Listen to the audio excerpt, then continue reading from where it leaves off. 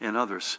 So beginning over the weekend, our team was in touch with the White House to further discussions on rapid testing resources for New Jersey. And following those conversations, and as was laid out in a video meeting three of us just came from, we've been notified that New Jersey will receive a total of 2.6 million of the Binax Now rapid tests being produced by Abbott Labs. This is an antigen test that can provide results in 15 that has been described over the weekend and in the call that we all just left. This could be a game changer. When you do the math, it's just shy of doubling our daily testing capacity for about 12 weeks. And that allows, Judy, we talked earlier, you could plus up testing immediate overnight resources into a hotspot, such as we're seeing in Ocean County, which I know you'll talk about. You could envision it being a big weapon in schools, a school setting, a big weapon in funds for counties battered by Tropical Storm Isaias in early August. All totaled, we are requesting just shy of $34.2 million in major disaster recovery funds. These funds are necessary to help state, county, and local officials recoup the cost of the cleanup from this storm. The damage from Isaias led to roughly 1.4 million New Jerseyans losing power, and many of those outages extended, as you'll recall, for multiple days, along with multiple disruptions to mass transit, Morris, Salem, and Sussex counties. Storm damages in these counties range from $3.87 per capita, and that's in Sussex County, to $32.42 per capita in Salem County. Both of those far exceed the baseline mark of $1.53 per capita to qualify for assistance. Cumberland, Gloucester, and Monmouth counties each also exceeded $10 in damage per capita.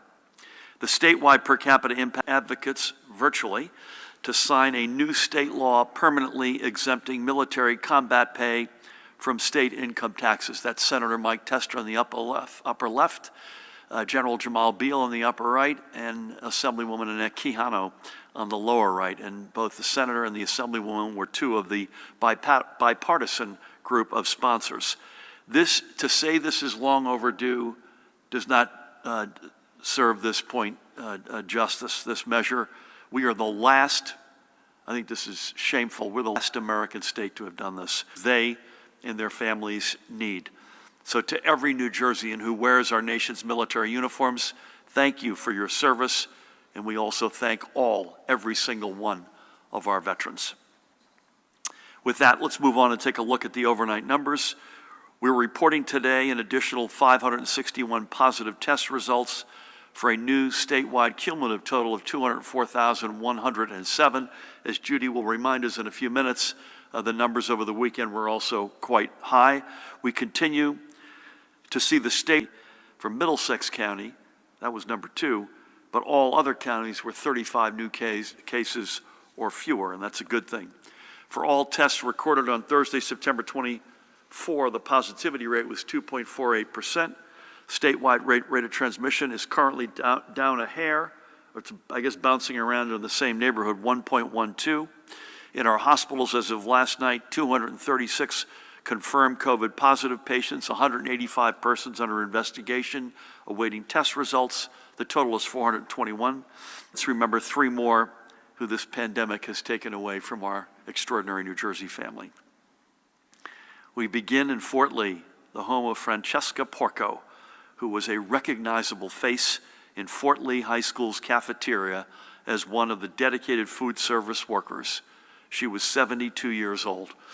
That she loved her job would not be a surprise to anyone who knew her, as Francesca always made sure her family and friends were welcomed with open arms and very often with a good meal.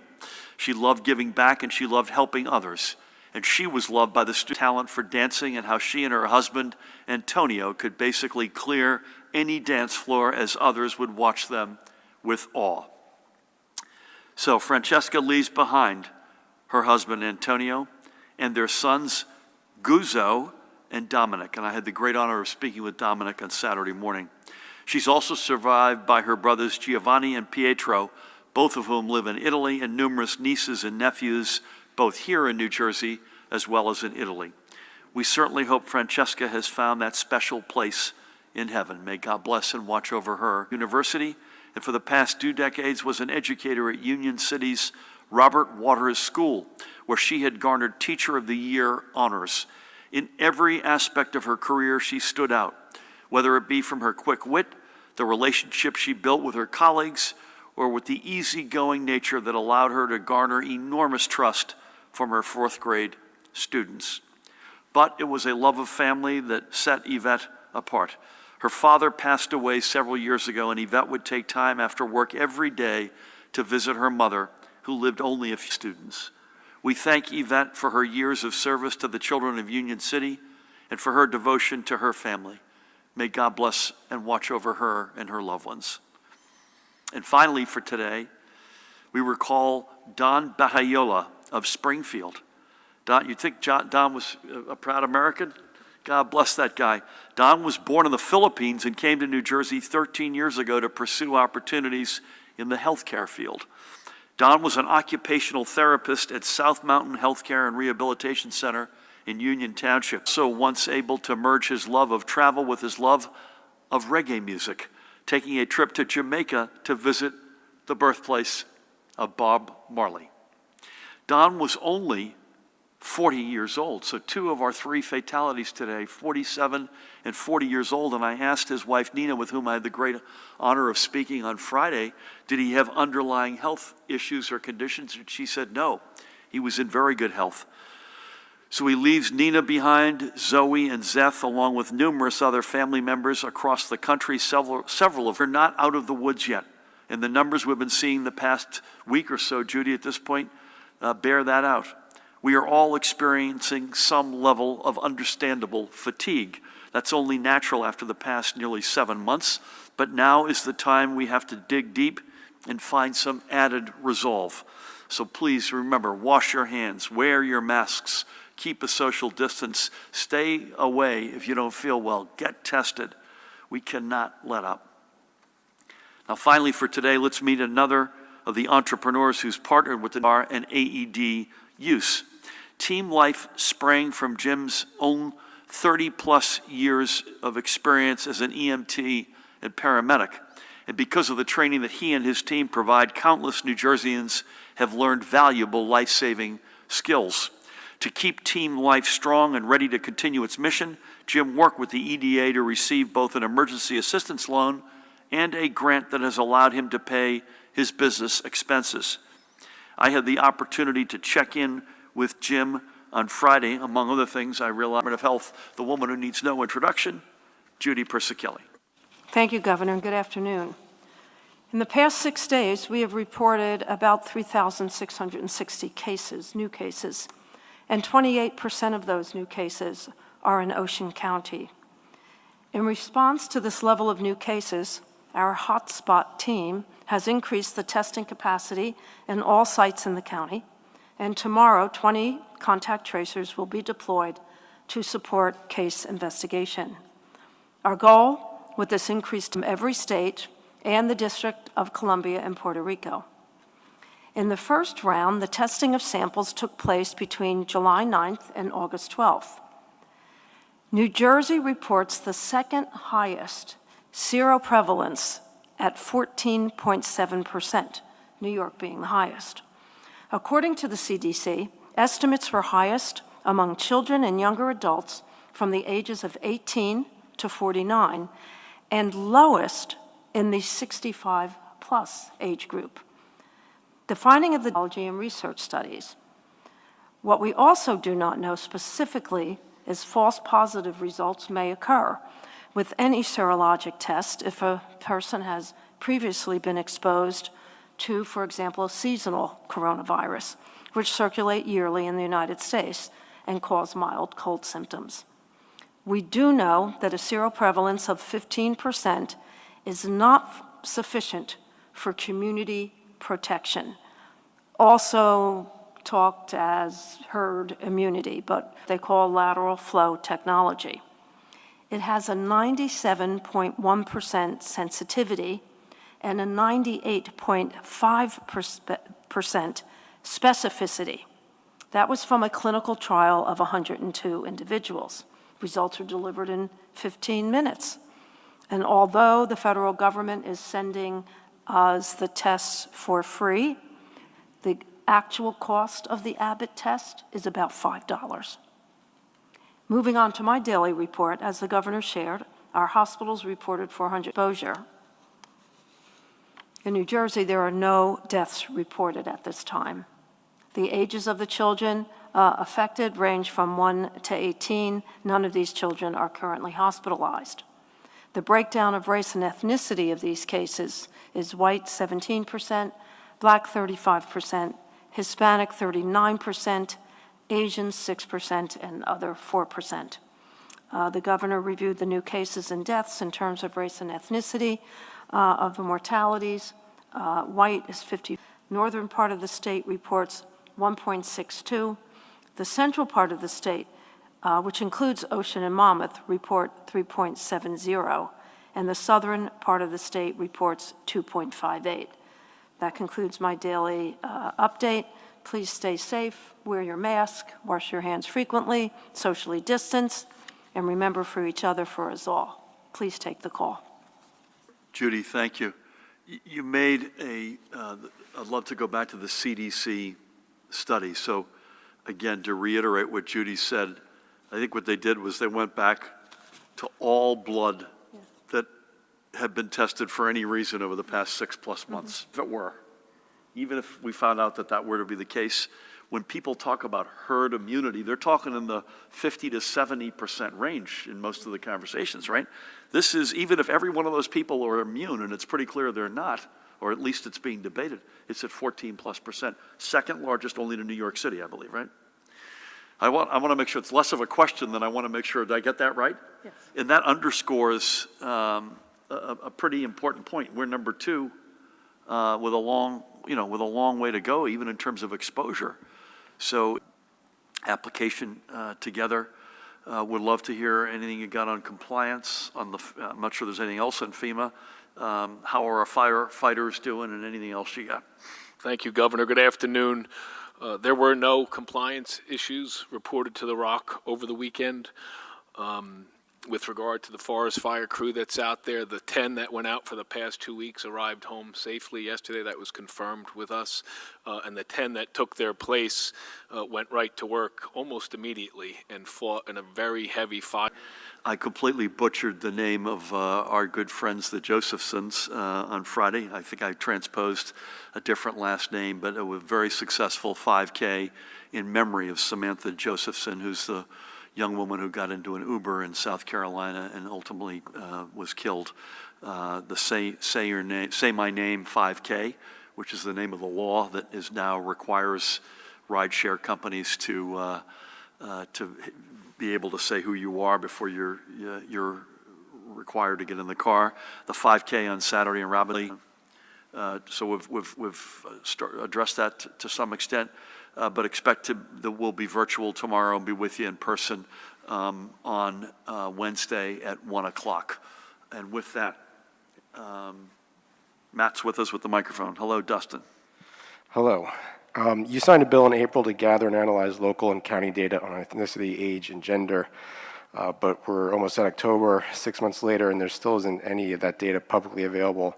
Can you explain what the holdup is? And how? Stay close with the mic. Dustin, I literally didn't understand the bill, the first one you asked me about.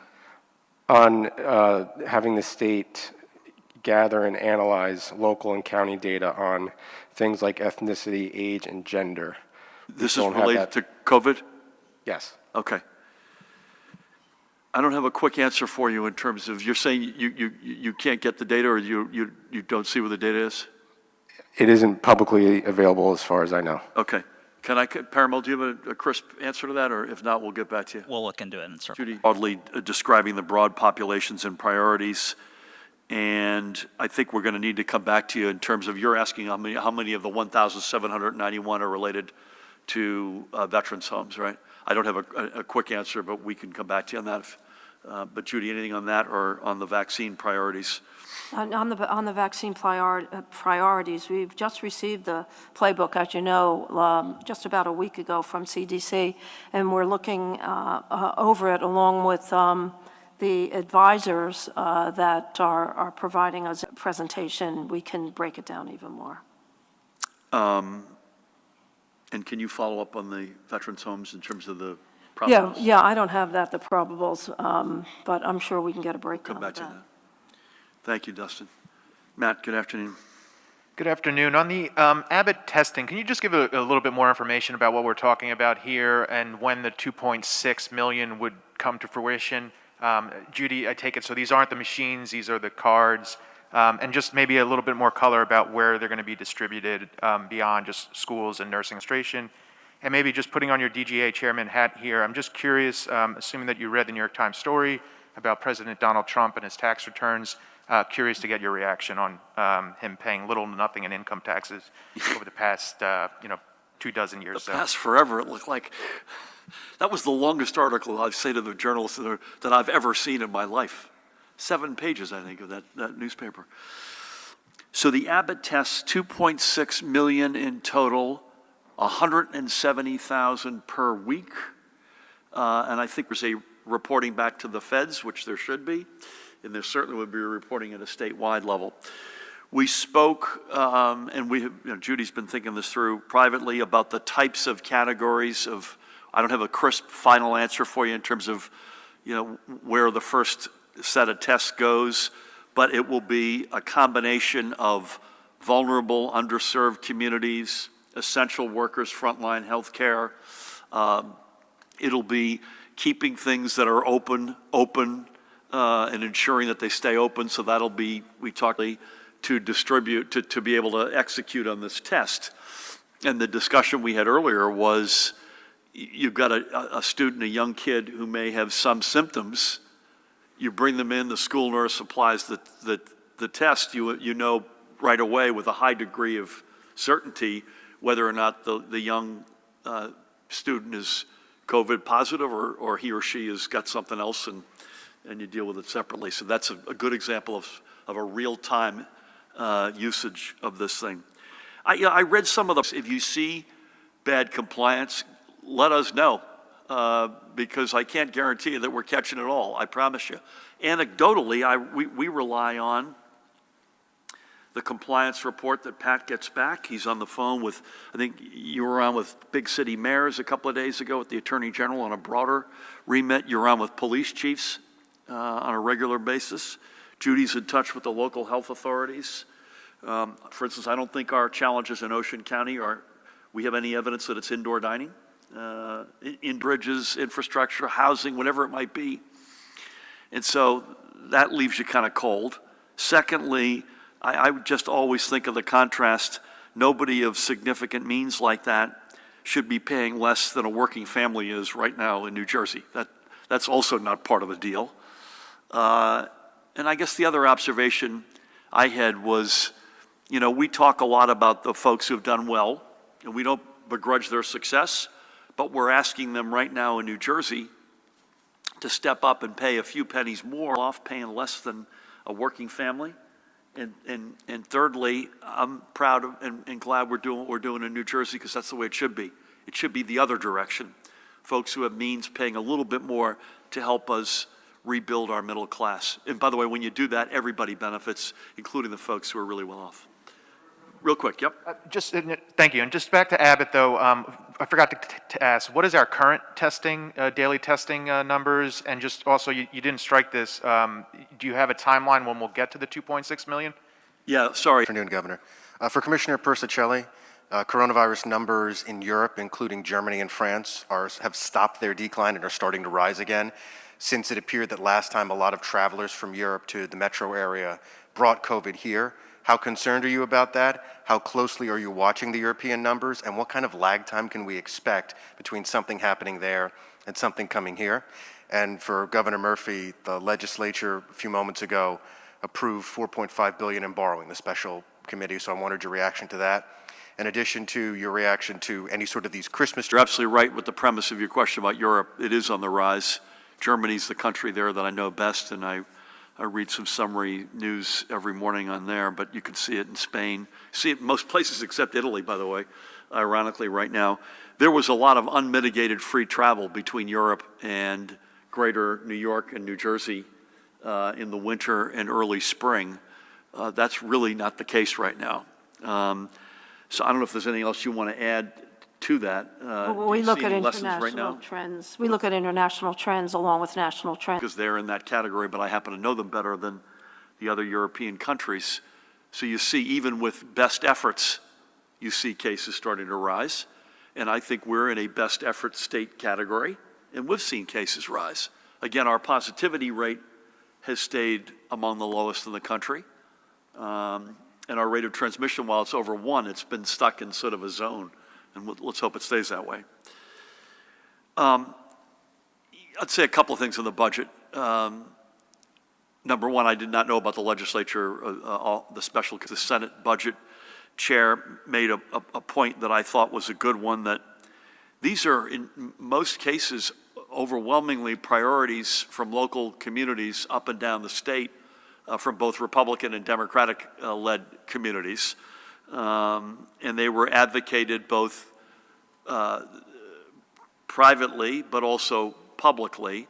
And I think when you've got things like healthcare-related expenses for low-income residents, having said that last comment, is every one of these items something that I would have had in there or that, was a personal priority? No, it never is. And when you have a collaborative, negotiated budget as this was, that goes with the territory.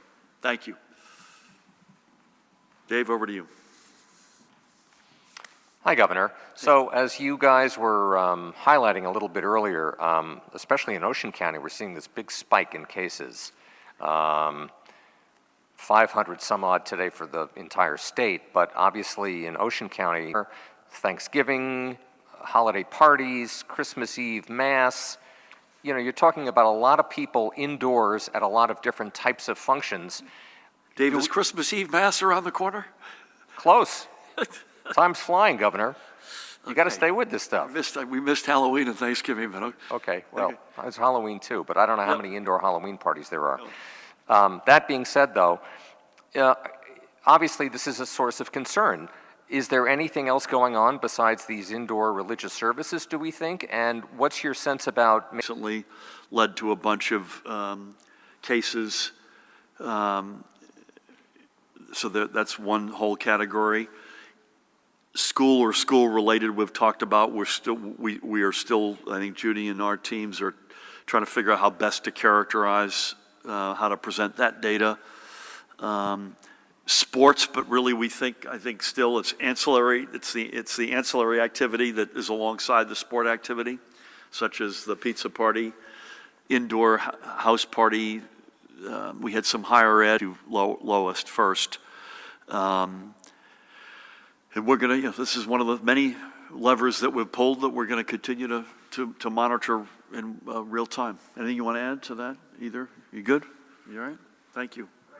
Real quick, Dave. Yep. Would you consider or would you think about possibly lowering that total? Everything is always on the table.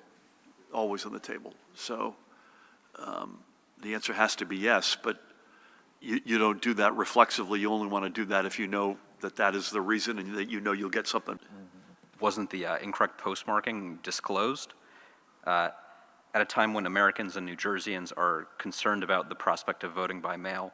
How do you reassure them that it's safe when information about problems with the system are withheld from the public? And of those roughly 6,500 votes, how many were all counted? Were some counted? Were none counted? Is that it? I literally was just told about this an hour ago, so I do get more color. I said to Mahan that we owe you all a follow-up. Now listen, the bigger question is your second one or last one, which is how do you give people a sense of security? I think, again, putting this, I can't give you any more color on this because I'm not up to speed on what that color may look like. We had overwhelmingly a successful hybrid model in the primary, and we've made it even stronger. Polling capacity will not just be an aspiration, it'll be a reality to either hand your ballot in or show up and vote by paper. Paramel will correct me if a ballot is received, if it's postmarked within 2 days and received within 7, is that correct? If the ballot is postmarked by Election Day, and then if the ballot doesn't have a postmark, if it's received by the Board of Elections within 48 hours of polls closing, That's it right. will count. So either postmarked by Election Day, or if it doesn't, real quick, please. So is it a problem then, in your view, that in the months since the primary that you've been up here praising how it was conducted and the systems, saying that it went very well, where you weren't told that there were thousands of votes that were... How many votes were cast in the primary, do you know? I can't recall off the top of my head. Paramel, do you know? Excuse me, I think Matt. it was over 1 million. I'm sorry? I think it was 1.2 million or so. Yeah. So no, I incorporate my prior answer by reference. I feel very good about what we've put forward, and I think it's going to be... Am I breaking news to talk about that? At 1 o'clock? Okay. And that'll be here. So we're going to sign the budget tomorrow at 1 o'clock. I think I am breaking news, so... and I look forward to that. Again, to everybody out there, thank you for everything you're doing. Please keep up the great work. And just remember the basics. Face covering, social distancing, wash with soap and water, stay home if you don't feel well, get tested. In that last part, get tested, we're already testing at or among either the number one or among the top